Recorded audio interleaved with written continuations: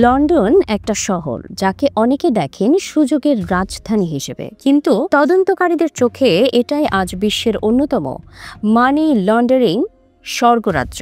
Malaysia থেকে বাংলাদেশ, এশিয়ার দেশগুলো আজ একে একে প্রশ্ন তুলছে কেন ব্রিটেন এখনও দুর্নীতিবাজ রাজনীতিক আর ব্যবসায়ীদের নিরাপদ আশ্রয়। এই তথ্য জানিয়েছে সাউথ চায়না মর্নিং পোস্ট। তদন্তের শুরু কুয়ালালামপুর থেকে, আর সূত্র গিয়ে মিলেছে লন্ডনের বিলাসবহুল প্রাসাদ বাড়ি আর অ্যাপার্টমেন্টে।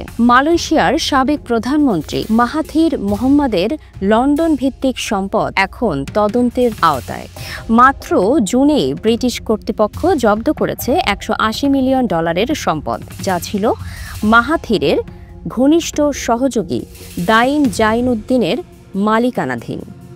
দুটি বাণিজ্যিক ভবন, মেফেয়ার ও বেইসওয়াটারের বিলাসবহুল বাড়ি সবই অবৈধ অর্থে কেনা বলে সন্দেহ। বিশেষজ্ঞরা বলছেন এই অর্থগুলো আসে শেল কোম্পানি, অফশোর অ্যাকাউন্ট আর কর স্বর্গের জটিল পথ ধরে, যেখানে উৎস চিহ্নিত করাই প্রায় অসম্ভব। শুধু মালয়েশিয়া নয়, বাংলাদেশের নামও এসেছে সেই তালিকায়। ব্রিটেনের ন্যাশনাল ক্রাইম এজেন্সি সম্প্রতি জব্দ করেছে প্রায় £90 মিলিয়ন মূল্যের সম্পদ। ধারণা করা হচ্ছে এগুলো শেখ হাসিনার সহযোগীদের মালিকানাধীন।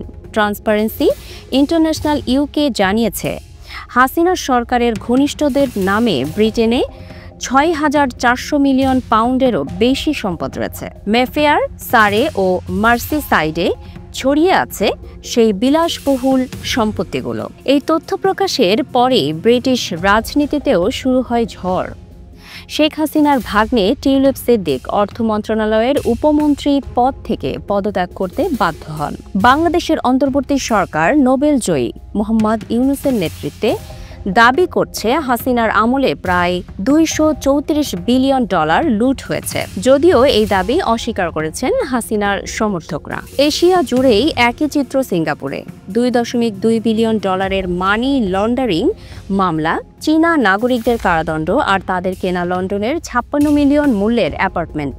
ট্রান্সপারেন্সি ইন্টারন্যাশনাল বলছে, গত 30 বছরে ব্রিটেন ও তার ওভারসিজ টেরিটরিতে কমপক্ষে £250 বিলিয়ন অবৈধ অর্থ পাচার হয়েছে 79টি দেশ থেকে।